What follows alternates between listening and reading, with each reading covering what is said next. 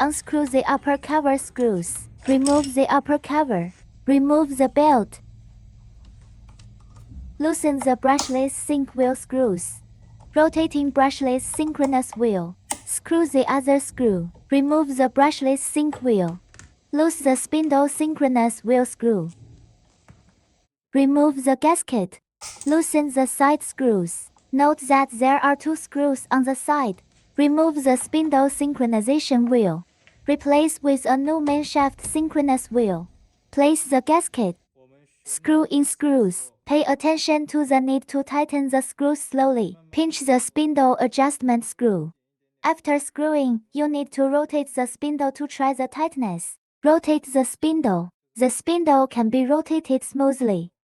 If the screw is too tight, spindle rotation is more laborious. At this point, the screws need to be loosened slightly. Rotate the spindle again to see the tightness. Tighten the 2 screws on the side. Place the new motor synchronous wheel. Loaded belt. Adjust the motor synchronous wheel. Keep it horizontally parallel to the spindle synchronization wheel. Manual rotation of the motor after leveling. Let it automatically adjust for parallelism, as shown in this figure.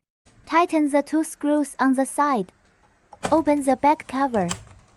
Unscrew the circuit board screws. Note, there are 3 screws on the circuit board. Unplug the individual plugs.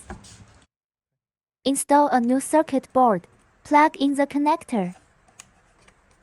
Pay attention when tightening the screw in the upper right corner. The conductive wire should be installed, and the circuit board screws should not be tightened too tightly. Buckle the back cover. Close the lid. Check if the machine is operating normally after installation.